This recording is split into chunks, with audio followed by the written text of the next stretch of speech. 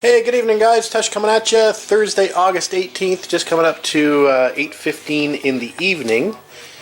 And I was going to spend the rest of the evening on the couch inside watching some TV, but decided that I'd come out and do a quick power hour and try to get to the bottom of this running issue. So what I've decided to do, and I'd pretty much decided to do it yesterday, was come out and start removing the SUs off the car. And I'm going to do that for a couple of reasons. One, I do have a heat shield coming for the SUs, and I think it'll be better to remove the carbs completely to put the heat shield on. As I mentioned, the heat shield actually bolts here between the isolators and the intake. So I'm thinking that it'd probably be easier to do that with the carbs off the car, since the carbs have to come off the intake to install the heat shield. So that's number one. Number two, I think I'd mentioned that I have a weep in my block petcock, drain petcock. So it's really difficult for me to get my arm up under there through all the carb linkages, and in the back here it's pretty tight with the header.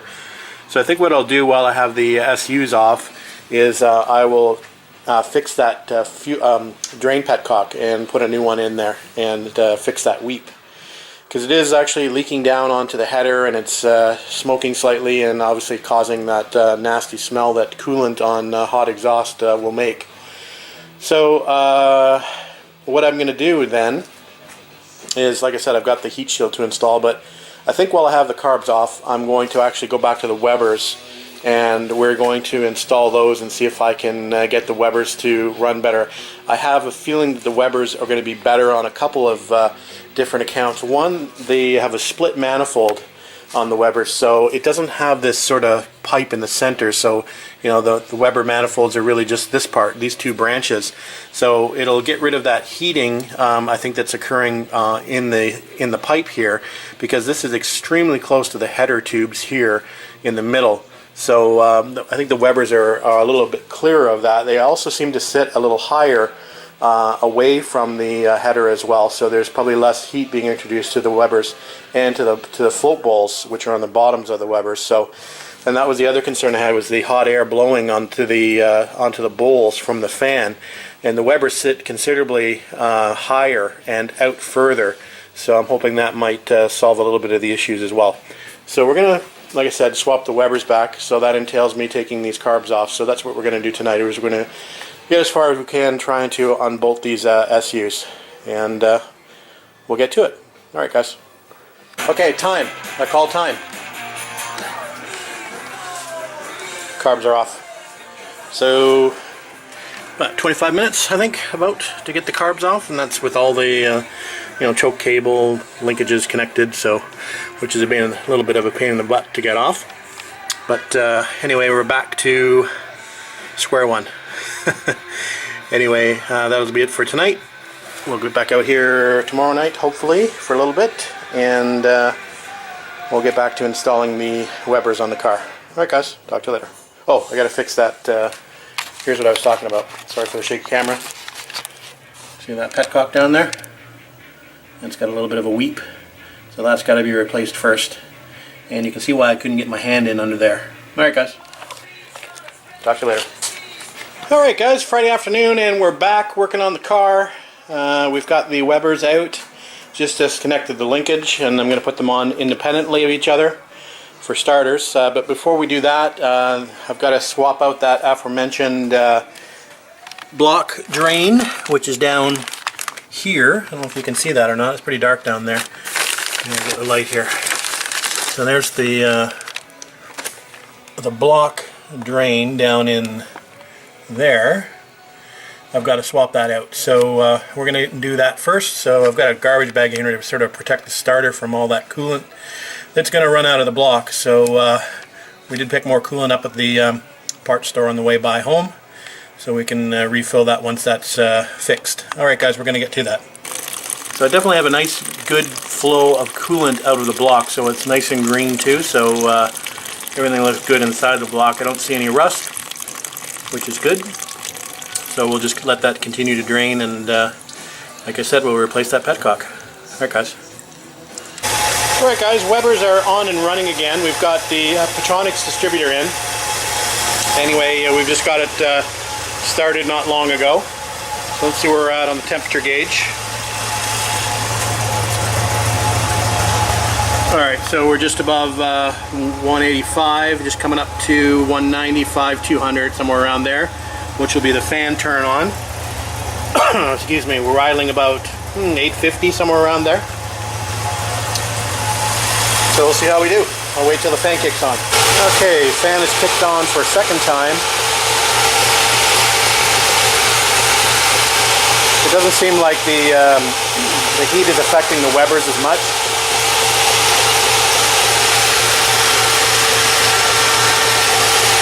Again, like I said, excuse me, I think the Webers sit a little higher off the manifold. I definitely don't have that issue with the center branch there. There's a lot more room there. They're a little bit further out of the airflow of the fan.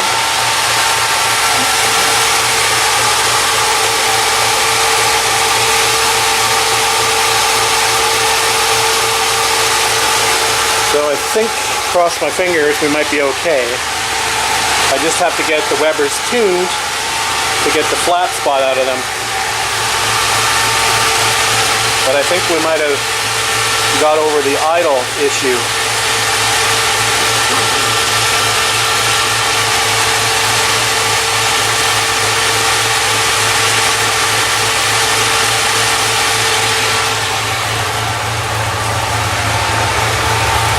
Yeah, the idle hasn't changed much.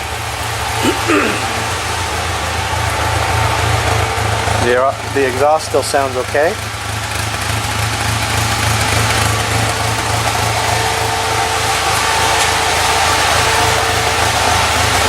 And the fan should be kicking off in a couple minutes.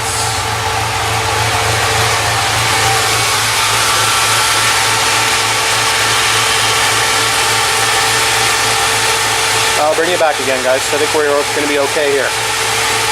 Alright, so that's 2 cycles through the fan. Normally the SCUs would have shut off, so we're still running.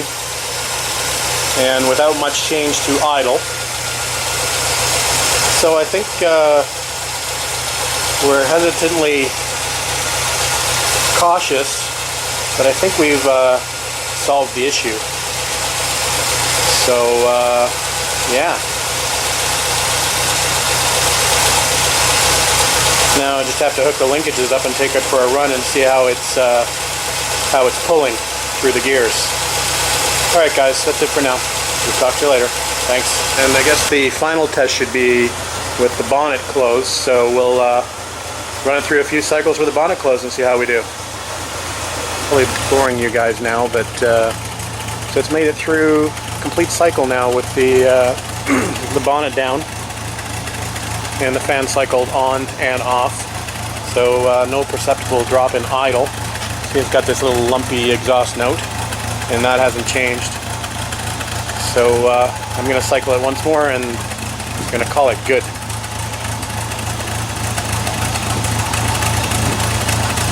Sounds like a Harley.